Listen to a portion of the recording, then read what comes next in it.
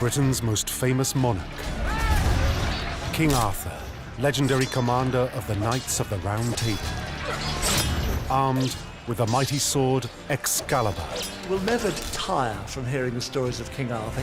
His name is a byword for honor and courage. He's a legendary figure, a war leader par excellence. In the 20th century, two archaeologists set out in search of King Arthur's bones. One was a scientist driven by the facts, who risked ridicule and isolation in his quest. Here is a man that flies in the face of received wisdom. The other was obsessed by the supernatural. What Bligh was doing was increasingly odd.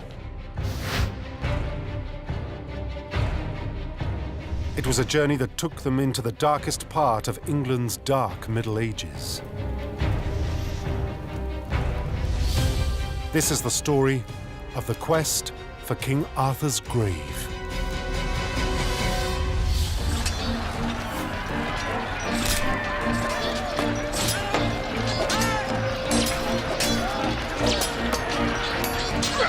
King Arthur is one of the most famous characters in the history of the British Isles. According to legend, his spectacular reign dates to the 6th century AD. The popular image of King Arthur is of a knight in shining armour with a round table, heroic knights who go on quests, especially for the Holy Grail. King Arthur is truly the stuff of legend.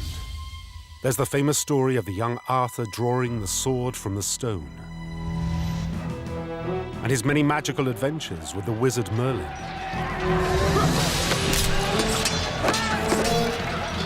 But the real King Arthur is shrouded in mystery, because the 6th century was at the heart of the Dark Ages. Few facts about this period of history are known. The peoples of Britain were under attack by foreign invaders. According to legend, King Arthur was their defender and champion. But his story ends with a valiant death in battle.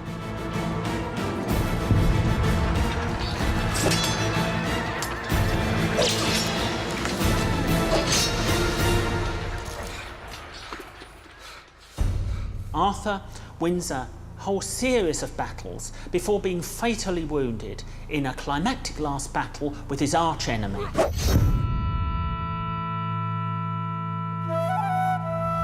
Arthur is mortally wounded, and he's then taken to the Isle of Avalon to be healed of his wounds. And that's the last we hear of him. The Isle of Avalon was the greatest mystery of all. No one knew where Arthur's last resting place actually was. I think most contemporary scholars would doubt that in historical terms there ever was an Avalon.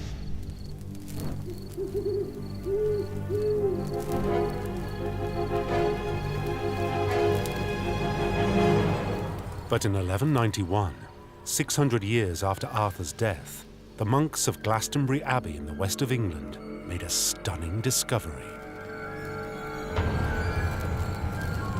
They found King Arthur's grave. This must have been one of the most celebrated discoveries, well, was the most celebrated discovery of the Middle Ages. The grave contained a lead cross, identifying the bones as King Arthur's. When they came to look at the inscription on the lead cross, they read it as saying, "Here lies buried the famous King Arthur in the Isle of Avalon." The monks of Glastonbury believed their own abbey was Avalon itself. The mystery of King Arthur's death seemed to be solved. There really was a King Arthur. We've got his tomb exactly in the same way as we've got the tombs of other famous kings. But for modern historians, it was impossible to tell whether the monk's story was true. because in 1539, Glastonbury Abbey was totally destroyed by Henry VIII in his power struggles with the Catholic Church. All traces of King Arthur, his bones, and the cross that marked his grave were apparently lost. By the 20th century, scholars were left with no hard evidence that there ever was a real King Arthur. There's a lot of scepticism about whether King Arthur really existed or did any of the things ascribed to him. There is nothing that would confirm the existence of a historical figure called Arthur.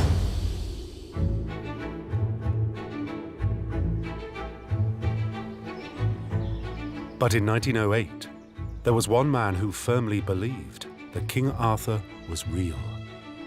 And not only that, he set out to prove it.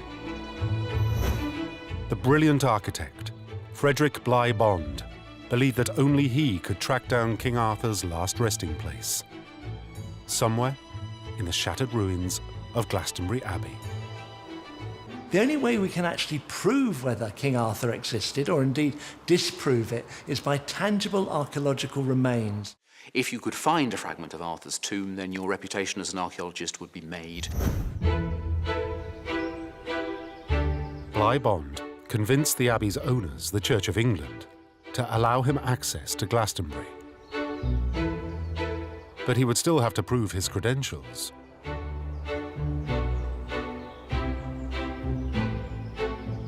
I think this was too good an opportunity for him to miss. Here was this almost virgin site, remarkably little work is done on it. He's the man to step forward. In the early 1900s, the science of archaeology was in its infancy. Bligh Bond would use his architectural skills to make the first systematic search of Glastonbury Abbey. But only a few ruined walls remained. So the first step in Bligh Bond's quest was to fill in the gaps, to make a detailed plan of the Abbey as it once was. Bond is, in effect, making a map. He actually stayed on site each day.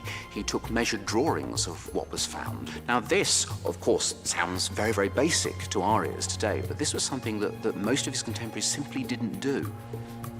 The magnificent Abbey had several major buildings, but if Bligh Bond could map them out, then the historical records gave him a tantalizing clue where Arthur's bones could be found.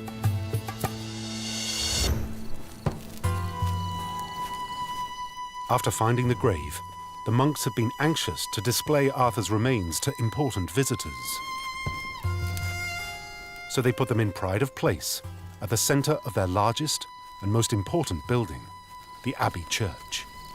They were brought out in 1278 to be presented to two very interested visitors indeed, King Edward I and his wife, Queen Eleanor of Castile. So they paid for a tomb of black marble to be set out in the middle of the Abbey Church. The story should have led Bligh Bond straight to King Arthur's tomb. But with the entire site in ruins, the location of the Abbey Church was far from clear. Bligh Bond's problem was to somehow map out its missing walls, then find the tomb at the centre. And to find the solution, he would rely on his lifelong fascination with mathematics. His first love really is mathematics, and especially mathematical puzzles, numbers, correspondences. Bligh Bond believed the builders of Glastonbury Abbey had used a secret mathematical code. His measurements showed that the layout of the Abbey followed a deliberate number pattern. It had been handed down by architects since biblical times. According to his measurements, there seemed to be repeating numbers and patterns which were coming out, and these were more than coincidental, but seemed to be a foundation plan, a foundation geometry. Bligh Bond knew that ancient builders often used number patterns called magic squares. Every square has 6 rows and 6 columns. But to crack the code, Bligh Bond had to find a way to fill in the rows and columns so that they all added up to the same number.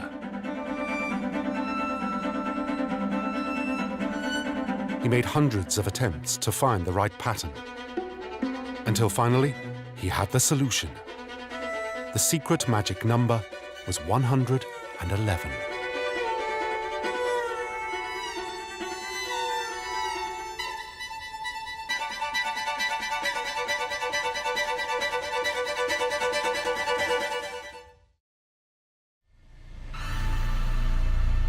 Bligh Bond was convinced that he knew what it meant. 111 multiplied by 8 makes 888 inches, or 74 feet. He believed he had discovered the secret. The ancient builders had laid out the abbey on a grid of 74-foot squares. Bligh comes to the conclusion that he's discovered the medieval laying out plan of Glastonbury Abbey. Bligh Bond decided to prove his credentials by putting his map to the test. He would reveal the abbey's lost buildings one by one.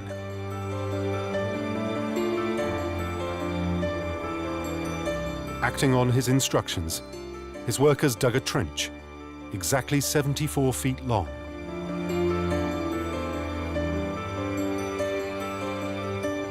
They immediately hit the foundation stones of an entire chapel that no one else knew was there. It had been missing for nearly 400 years.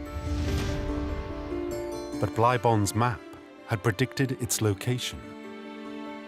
The lost chapel exactly filled the last square of 74 feet. Bond called it the Lost Chapel because it was the only significant addition to the abbey of which there was no surviving trace. Nothing remained above ground. It was something of a test for Bligh, if you like. One of England's greatest archaeologists said the lost chapel had never even existed. But Bligh Bond uncovered it within weeks. He had even predicted its eventual size. Bond hit foundations, followed them to the east and discovered a very large 4-bay building, thus proving one of the leading archaeologists of the day wrong. The church authorities were dazzled. This was a man who could predict exactly what he would find before he even started digging. The discovery of the Lost Chapel, if you like, very clearly marked Bond out as an archaeological force to be reckoned with. Large numbers of visitors came to the abbey, including people like the Bishop of Bristol, who even commented, "How are you doing it? You know, you don't seem to be wasting a spadeful of earth."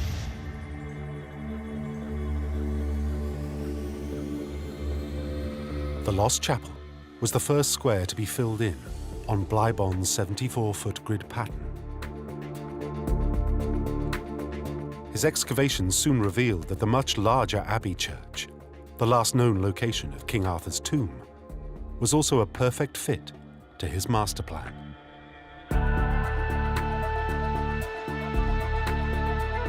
The huge building was 1 square wide and 5 squares long.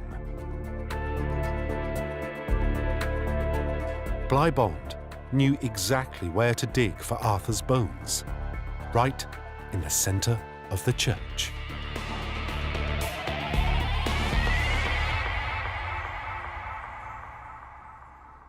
When he's got all that information, then he measures out on the ground and puts his spade into the turf.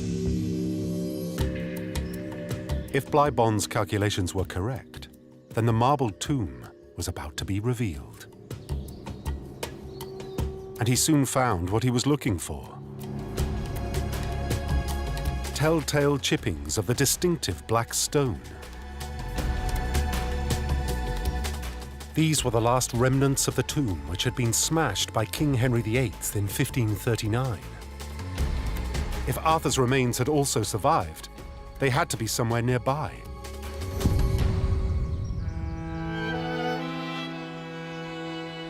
But to Bligh-Bond's utter disbelief, his workers couldn't find a single fragment of bone.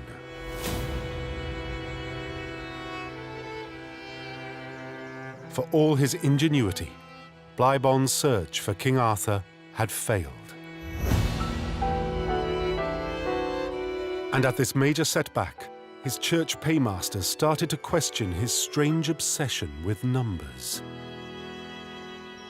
There was nothing fundamentally unorthodox about what Bond was doing with number at all. It was just highly unusual.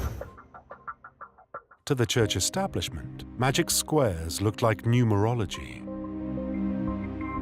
a practice they connected with the paranormal, even Satanism.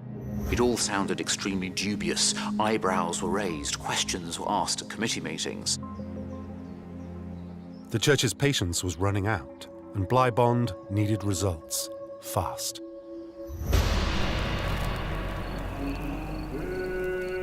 His new plan was to look for the actual grave where the 12th century monks had found King Arthur's remains. It would be one last chance to find any bones the monks had left behind. But Bligh-Bond's map was now useless. The grave could be anywhere in the abbey's grounds. A total area of 220,000 square feet. To track it down, Bligh-Bond was ready for desperate measures. Bligh is so convinced by his work with symbolic number, and he so desperately wants this to be true that he oversteps the mark.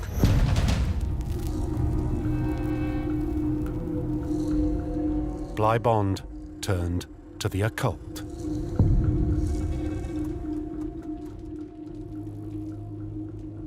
With the help of a psychic named John Bartlett, Bond planned to communicate with the dead. Their séances used the paranormal technique of automatic writing. They would take out a couple of sheets of clean white paper, they would sit down comfortably, and they would either ask a question into the air or alternatively write a question at the top of a piece of paper. Bartlett would put a pencil in his hand and put his hand on the sheet of paper. Bligh would then take his right hand and put it on Bartlett's left hand in which he was holding the pencil. And after a few hesitant movements, Bartlett's hand would start to write, and scrawl would proceed across the page. The writing seemed to be guided by an unseen power. For Bligh-Bond, it was electrifying. The monks of the ancient abbey were telling him their secrets. He literally believes in the spirits of medieval monks. Much to Bligh's surprise, a lot of the personalities do seem to be remarkably helpful. In fact, they egg him on. You know, you should dig further, you should look here, you should look there. A monk named Johannes was the most anxious to be heard. He encouraged Bligh-Bond's obsession with mapping out the abbey.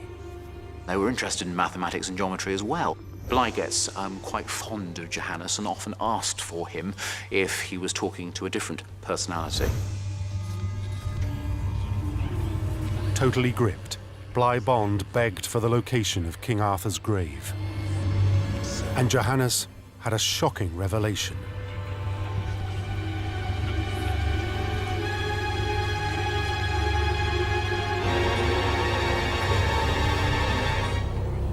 There was another, much older church, far beneath the abbey soil.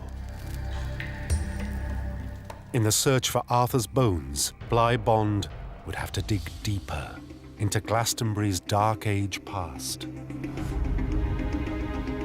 The very oldest part of Glastonbury Abbey was called the Old Church, the Ecclesia Vetusta. It was extremely ancient, and nobody was quite too sure how old it was or who was the original builder. According to Johannes, the site of the Old Church was now occupied by the medieval Lady Chapel,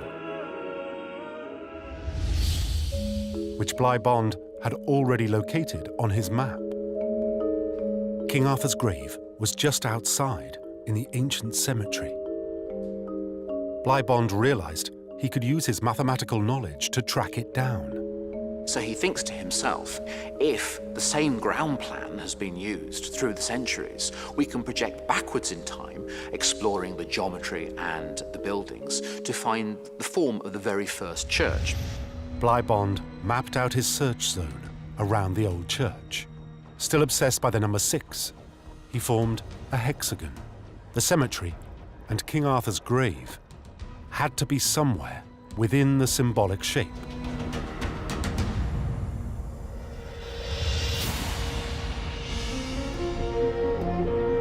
When his excavations began, Bligh Bond could hardly believe his eyes.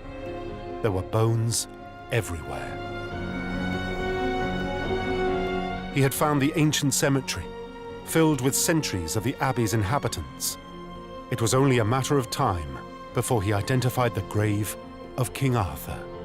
He was quite convinced that he had discovered the original gravesite of Arthur and Guinevere, and that if he had had the season to dig, he would have been able to excavate the original grave cut. But now, Bligh Bond made his greatest mistake. In 1918, he published a book called The Gate of Remembrance.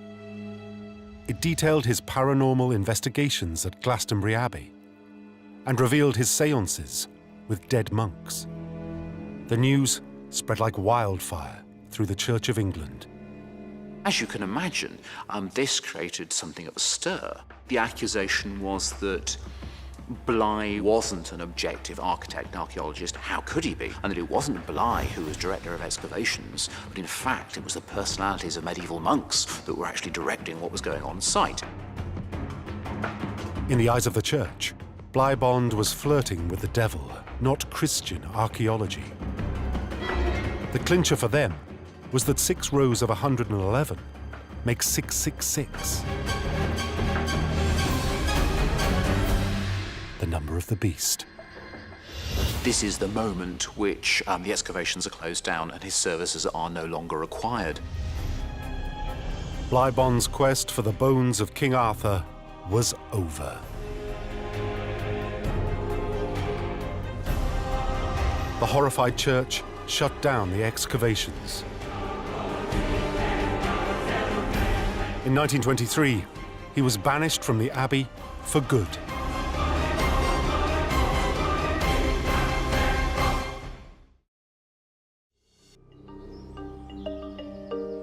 But a new Arthurian hero was already waiting to take up the quest. In 1908, the excavations at Glastonbury Abbey had been visited by a highly inquisitive 8-year-old boy. From the very start, he seemed destined to take up the quest for King Arthur. His name was Arthur Ralegh Radford, and in Bligh Bond, he found a charismatic mentor. It seems highly likely that Bligh made quite an impression on the young Radford. The boy was thrilled by Bond's fantastic stories of ancient monks and a legendary king.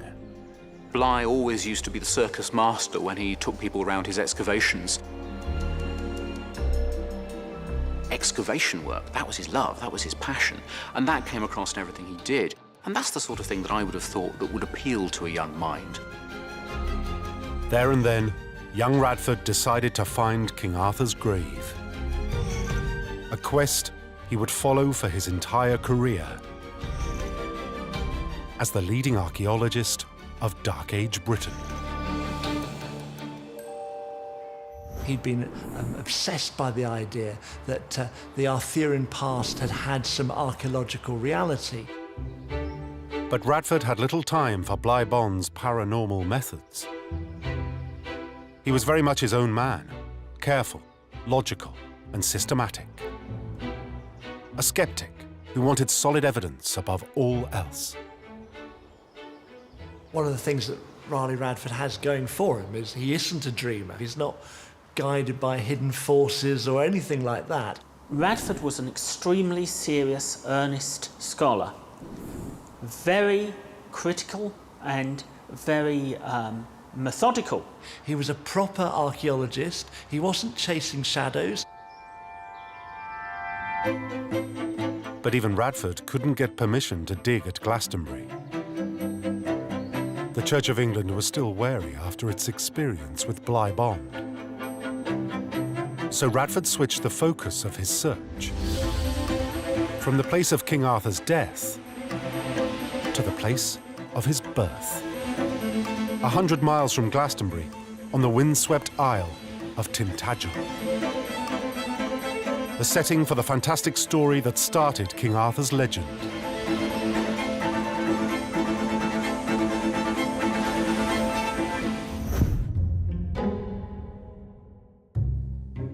The story goes that King Arthur's father, Uther Pendragon, had fallen in love with the Duke of Cornwall's wife.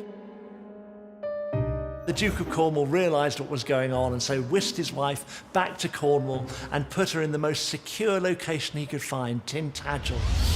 Believing his castle was safe, the Duke made the mistake of leaving his wife at home. But Uther found a miraculous way to gain access. The answer to an impossible task was to get Merlin the magician. Merlin worked his magic. He transformed Uther into the exact likeness of the Duke, and he walked straight into the castle unopposed.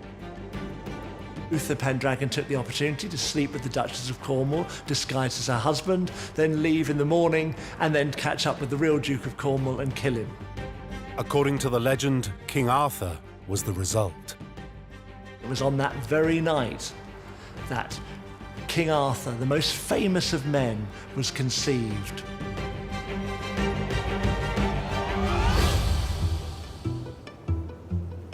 Few archaeologists took this legend seriously. But Radford himself was intrigued by the specific mention of Tintagel. He believed there had to be some reason why the legend was set on the island. It seems reasonable to suppose there's no smoke without fire. He was pretty sure that following these legendary Arthurian associations could lead you to genuine 5th and 6th century sites. Radford thought that Tintagel must have been part of a real 6th century Arthurian kingdom. And he planned to prove it with hard archaeological evidence. But he risked making himself a laughingstock. No other archaeologist believed the island had even been inhabited in the 6th century. When Raleigh Radford started digging at Tintagel, scholarly views were that there was no Dark Age presence on Tintagel at all. Radford set out to prove them all wrong. By digging deeper into Tintagel's past than anyone had before. He revealed a hidden Dark Age world. Rectangular buildings, laid out like a religious settlement. He thought he'd identified there a series of characteristics which showed that the site was in fact a 6th century monastery. Digging into the ruins, Radford found evidence that could precisely date the monastery to King Arthur's 6th century.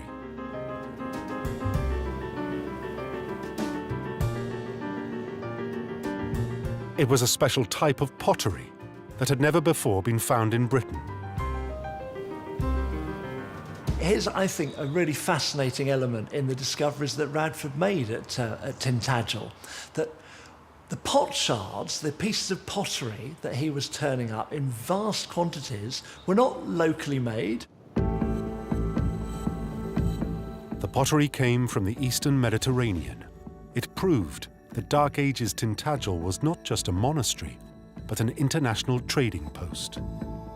During the 5th and 6th centuries, Tintagel was plainly in contact with traders bringing Eastern Mediterranean imported pottery.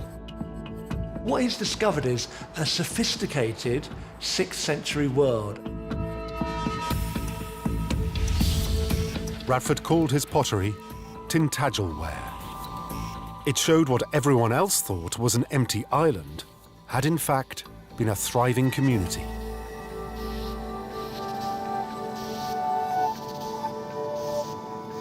Radford's discovery of imported Mediterranean pottery at Tintagel in the 1930s was a turning point for the archaeology of 5th and 6th century Britain.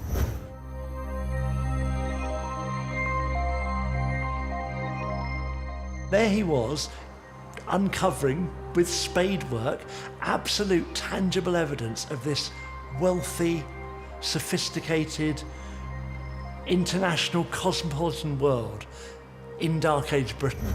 It was absolute groundbreaking, pioneering stuff from a man who absolutely knew what he was doing.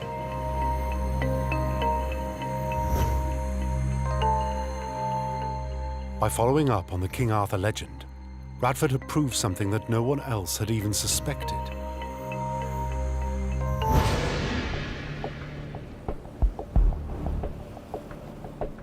Tintagel had been part of a thriving 6th century Britain, just like the legends of King Arthur had described. Radford believed he had uncovered King Arthur's kingdom. Now he wanted evidence of King Arthur himself.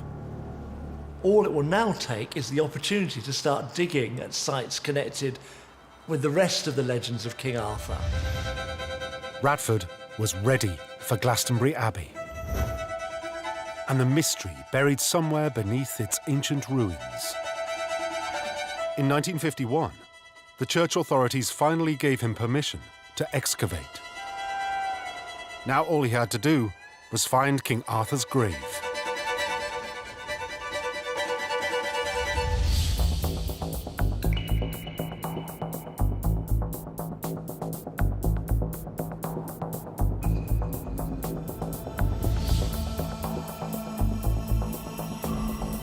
Radford tackled his task like a master detective.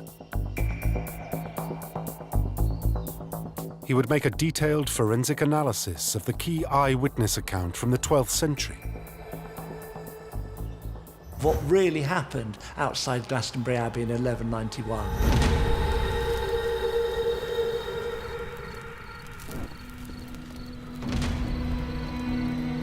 The medieval monks had called in a historian named Gerald of Wales to verify their find of Arthur's grave.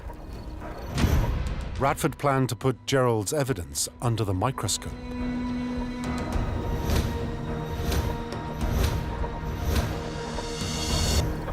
Exhibit A was King Arthur himself. Gerald of Wales described his bones as those of an imposing warrior. He describes how large the shin bones were, how large the eye sockets of this great heroic leader. You can imagine him probably standing 7 foot tall in his stockinged feet. For Radford, the vital clue was a deep wound in the skull, exactly matching King Arthur's fatal battle wound as described by legend. The body had several wounds to its head, mostly healed, but the last one, the major wound, was unhealed and presumably had been what had killed him.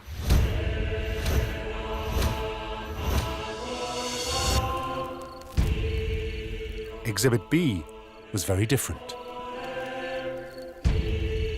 The skeleton of a woman, with long hair still clinging to the skull. It was Queen Guinevere. One of the monks was so overcome with romantic enthusiasm that he got hold of the hank of hair, which unfortunately then turned to dust.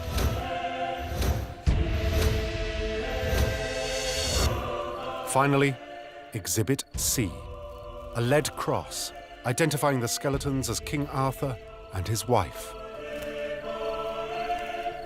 Gerald had copied down its ancient inscription. When they came to look at the inscription on the lead cross, they read it as saying, "Here lies buried the famous King Arthur in the Isle of Avalon with his second wife, Guinevere." Gerald was sure the monks had found King Arthur's grave. But Ralegh Radford had reason to be sceptical. After the destruction of Glastonbury Abbey, all three key pieces of evidence were now missing. And Radford had to consider another, very different interpretation of Gerald's story. The find of King Arthur's grave could have been an elaborate fraud. There have always been rumours of skullduggery, of deliberate falsification of the evidence. It is absolutely possible that monks could have hoaxed the whole discovery. It really is a kind of medieval scene of the crime mystery. The monks' motivation for fraud would be financial gain. They were trying to prove they had the rights to their land. You have to remember that Glastonbury Abbey was one of the biggest landowners in the country back in the 12th century. It was now up to the monks to try and justify why they had all that land. With King Arthur's body in their possession, the monks could argue that he had granted them a royal charter. And it could be seen as a seal of approval, a confirmation of some of those charters, if they could find King Arthur's burial. So at face value, the discovery of King Arthur's grave was suspiciously convenient. Gerald of Wales could have been the unwitting victim of the monks' deception. They could have found a convenient body and shown it to Gerald of Wales. He was very much the kind of person you'd want to have as a publicist, and he was specifically invited over to Glastonbury Abbey to talk to the monks and look at their discovery. The inscription on the lead cross, as recorded by Gerald, was the most damning evidence of all. Modern archaeologists had dated the style of the lettering to the 12th century, exactly as if the monks had faked it. They can create something which, in the context of the time, is a plausible forgery. Can monks really be trusted? Who knows? Radford was the only archaeologist who believed the monks were telling the truth. He thought the lettering could be much older than the 12th century, and that the cross itself had been genuine. But to prove that Gerald's story was true, Radford had to find the only piece of evidence that was still in existence. The grave itself, still buried somewhere in the Abbey's oldest cemetery. But thanks to Frederick Bligh Bond, he knew exactly where to start his search. Ralegh Radford had the big advantage that he could follow up the work of Bligh Bond. That gave Ralegh Radford a very good ground plan for the kind of places he was going to have to be digging if he wanted to find King Arthur's tomb. Radford focused his excavations around the Abbey's old church, the Ecclesia Vetusta. The same place where Frederick Bligh Bond had been digging 40 years before, guided by the spirit of the medieval monk Johannes. But Radford planned a much more scientific approach. Peter Point's right, an archaeologist on the team, was fired by his enthusiasm. He was an inspirational character, there with you all the time.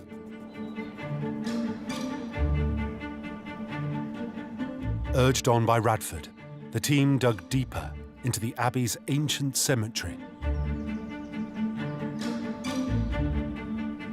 But they faced the same challenge as Bligh Bond, to somehow identify Arthur's grave amongst many. Radford's vast experience gave him an ingenious way to solve the problem. His depth of knowledge was, it oozed out everywhere.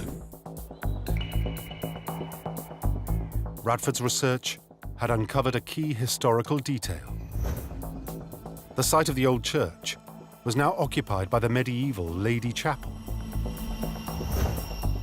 King Arthur had been buried south of the third window. His grave was directly in between two gigantic pillars. One was 26 feet high, and one was 19 feet high.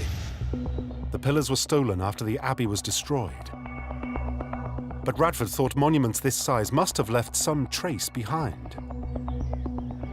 He planned to dig a 60-foot trench to find them. We worked out where we thought the site was. The trench took weeks of careful excavation, but then came the breakthrough.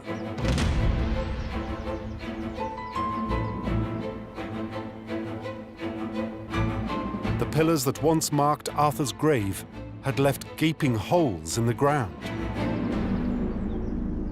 That gave the exact location, almost X marks the spot, for where he would have to start digging.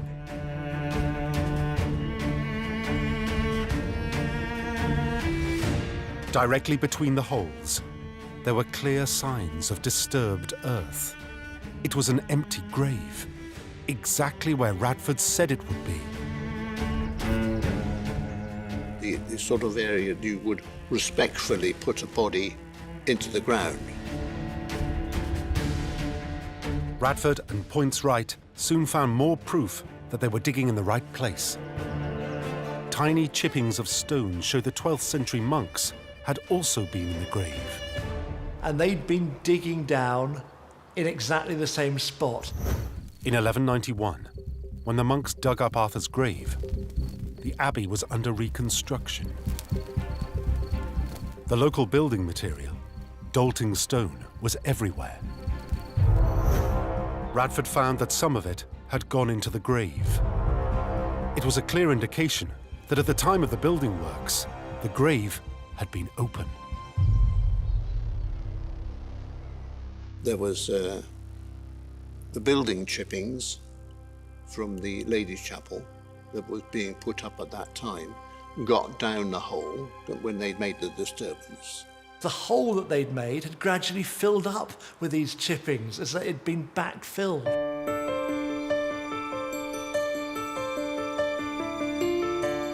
The stone chippings proved that the monks had definitely dug up the grave in 1191. But their story could still have been a hoax. Radford needed further evidence that the original grave was even older than the 12th century. And when he examined his trench more closely, he found it. There was a foundation wall designed to contain packed earth, and Radford soon discovered its purpose in the abbey's historical records. Long before 1191, the 10th century abbot of Glastonbury had raised the level of the entire cemetery to venerate its famous occupant. And he could see that St Dunstan, or Dunstan the abbot of Glastonbury in Anglo-Saxon times, had been reorganising the graveyard at a higher level. Arthur's grave had been dug up and reburied long before the monks of 1191 rediscovered it. Radford was sure the lead cross came from this 10th century reburial. It was put in the grave to make sure King Arthur was still properly marked. The 12th century monks hadn't faked it. His theory was this was something which had been made between the time of King Arthur and the discovery of Arthur's grave in 1191.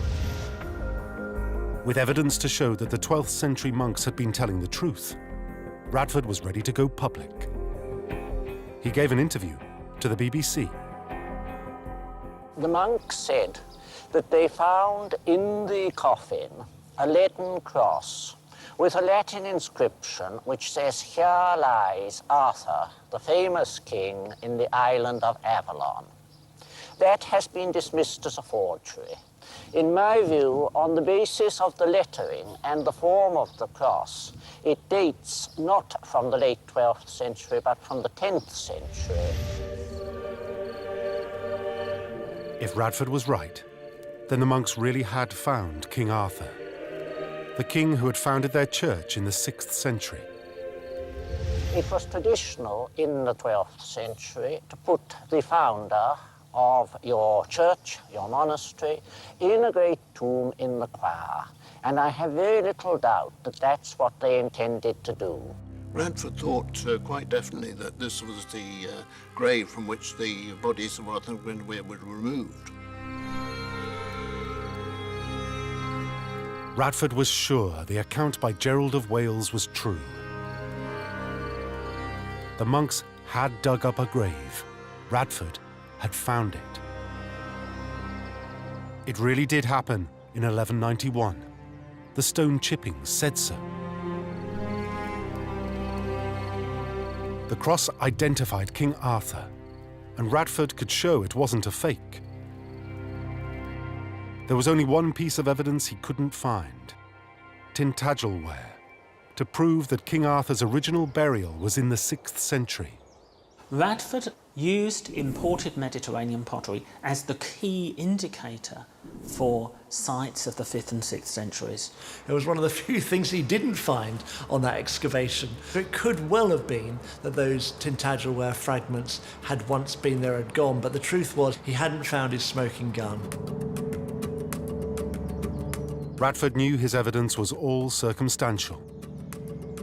There was nothing to link the grave directly to King Arthur. This is where I excavated in 1962 and 63 and found the great hole from which they dug out someone. Someone? Well, Arthur? I think it was Arthur, but of course I can't prove it. Radford never did prove the existence of King Arthur. But even at the age of 90, he was still visiting sites like Tintagel, still hoping for that conclusive final piece of missing evidence. He died in 1998, still on his quest. Personally, I'm very much on that side of Ralegh Radford. He must have been persuaded there was something behind these Arthurian legends. But Radford's story has a final twist. A decade after his death, archaeologists reassessed his finds at Glastonbury Abbey. They discovered that Radford had in fact found Tintagel-ware in the Abbey grounds. Radford never knew it, but he had proof all along that Glastonbury dated back to the 6th century. While most experts still don't believe in King Arthur, Radford was convinced this would have been the heart of his Dark Age kingdom. A fitting last resting place for Britain's greatest legend.